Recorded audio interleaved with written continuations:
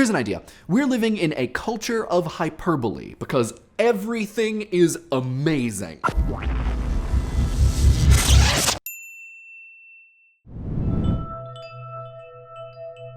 A couple weeks ago, I was at a wedding and I was talking to someone I just met, and we were playing that normal early 21st century size you up game where we talk about the movies, TV shows, and whatever else that we like. Eventually, I said, oh, and I just started watching The Good Wife, which is true, I have. And he asked, oh, really?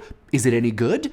And then a strange thing happened. Because I like The Good Wife. I really do. I think it's interesting and really well written, and I think Juliana Margulies crushes it. But I suddenly felt like whatever gushing I was about to reflexively launch into. Dude, The Good Wife is so good. It is maybe one of the best TV shows on television. It is so well written, and the plot are just absolute genius. Would be wholly non-convincing because over the course of our conversation, we'd both each described at least two other things as the best or amazing. Tasked now with explaining how good a show which is actually very good really is, I found myself at a loss. So grimly, slowly, with meaningful, probably slightly creepy eye contact, I just say to this person, oh man, really, you gotta just watch it. Having been so effusive about so many things, when confronted with the requirement that I be genuinely effusive about something, I found myself grasping.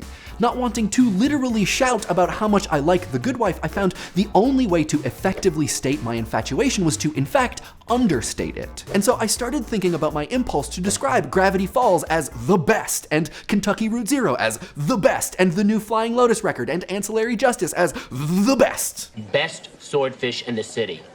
The best, Jeff. A thing which is impossible because by definition there cannot be two or more the bests. Best friends forever. Anyway, it's not just me. There's lots of excited overstating, especially on the internet where the use of hyperbole is constant, pervasive, suffocating. There is so much hyperbole on the internet, I literally cannot even. We literally, lots of things actually that we do not literally. We live for this and die or are dead because reasons. Lots of stuff is actually the worst. That idea is literally the greatest idea I have ever heard about. There are so many images and videos and animated gifs that are the greatest thing ever. You would think that with all of the ideas and media floating around the intersphere in such close proximity to one another, that our willingness to overlaud things would atrophy, but it appears as though the opposite has happened. It seems now that everything is awesome!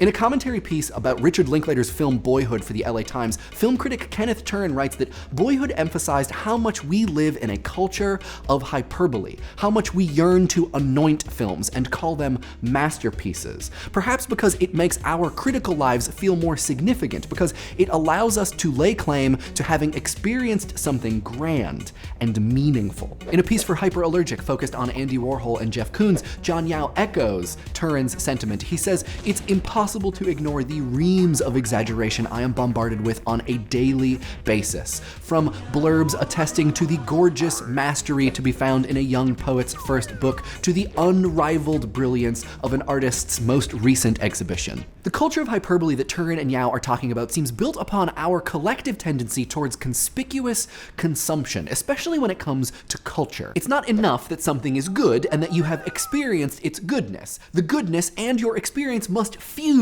and trigger a supernova that you then share with whatever audience you have. Bright, white-hot awesomeness proclaiming, have you seen the Koons exhibit?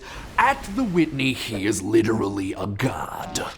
And for the record, I am not myself a huge fan of Jeff Koons. I find the statements about his godliness to be greatly exaggerated.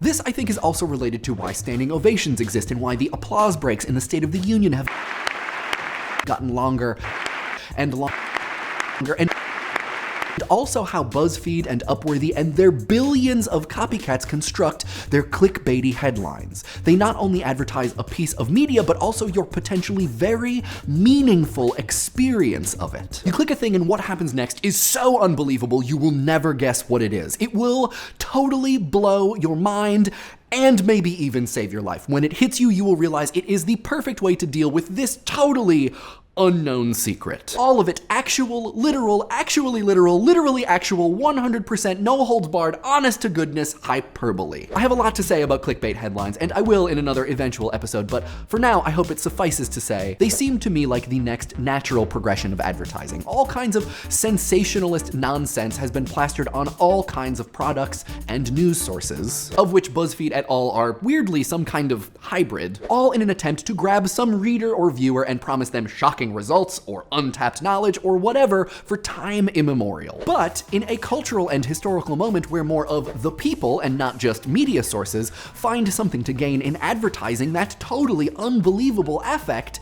it's a method that feels appropriate for us to use as well. The internet is awash with tools and techniques for reinserting emotion into otherwise vague text. And so now, alongside caps lock, emoticons, emojis, animated gifs, in the internet language toolbox, we now also have overstatement.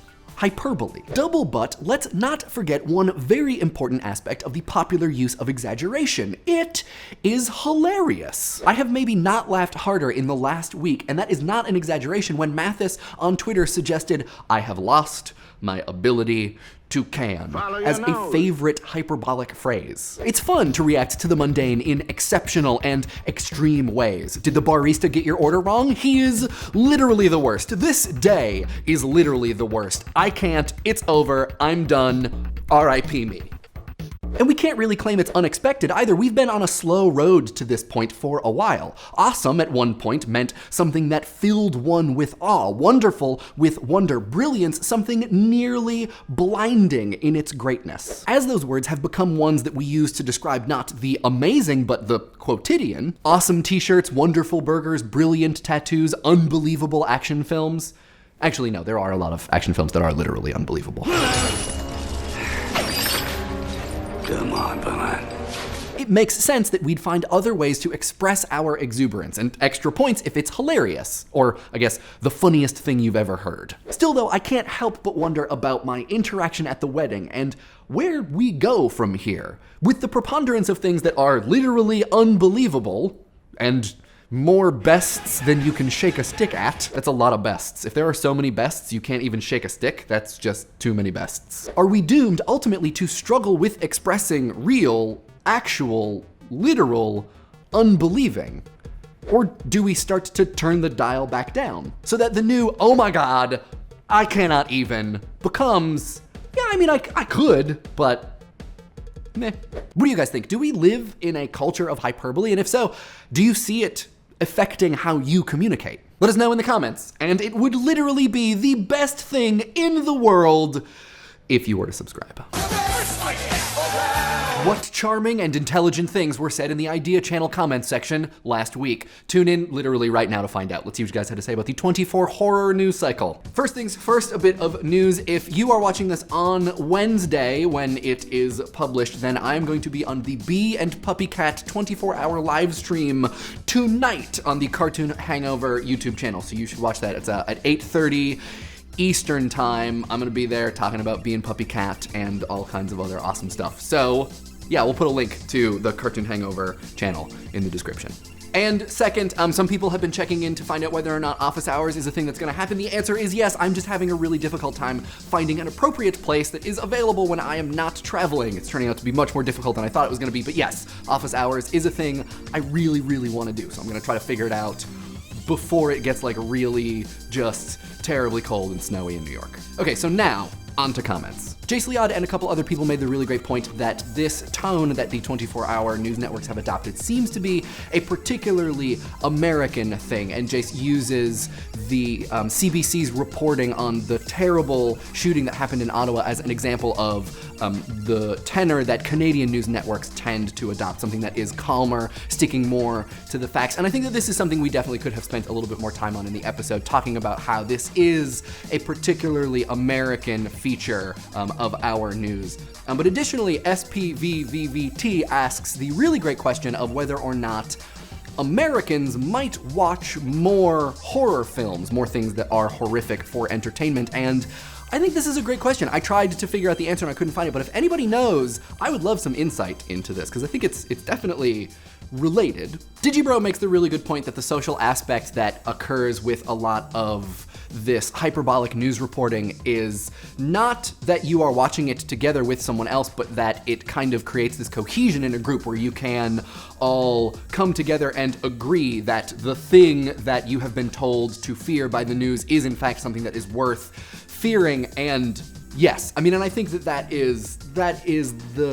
that's the nugget of, I think, a lot of the problems when the news is reported this way, right? I mean, there's a lot of talk about the echo chamber. I feel like this is a really overused phrase, but I think this is one aspect of it. Digibro also talks about how The Daily Show can be seen as something that undercuts all of this serious conversation around these things that you should be very afraid of by showing that the news is in fact constructed. And yes, this is exactly why I love The Daily Show. Read Complain asks the really important question of, so what? Like, what do we do now? If this is the case, what is the proper response? And yeah, this is something that I wish we had a whole lot more time to talk about. From my perspective, I think that this indicates that we tend to think of the news as having to compete in some way with the rest of television, with scripted drama or reality TV, and that in order for it to be successful, it needs to be packaged like entertainment. And I am not convinced that we should be doing that or that it is the most useful thing. I think that we should be putting our resources towards indicating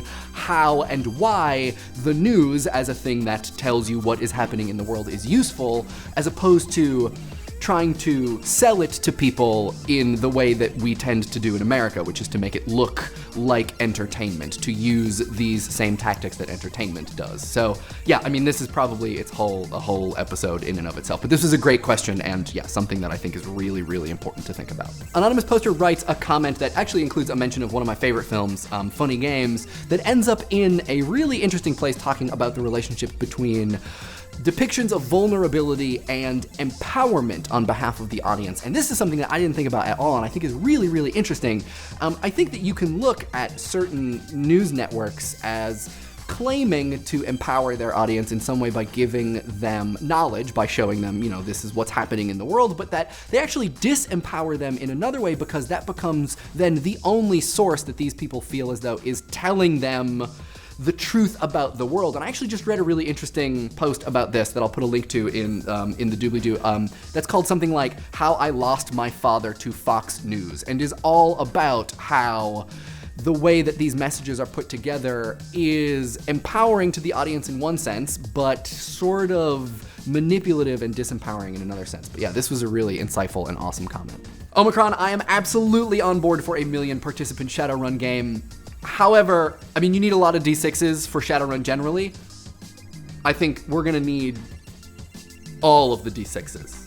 Like, all of them. This week's episode was brought to you by the hard work of literally the best and most talented editing team in all of New York City. We have a Facebook, an IRC, and a subreddit. Links to those in the doobly-doo. And if you missed it, I now have a podcast. It's called Reasonably Sound, which is kind of like Idea Channel, but about sound and audio only. Also a link to that in the doobly-doo. And the tweet of the week comes from Zoe Topaz, who points us towards a Vulture piece about a grown person who watches their first horror film ever, and it is the Texas Chainsaw Massacre. I cannot imagine what that's like. I mean, now I can because I've read it, but it's still... What? Wow.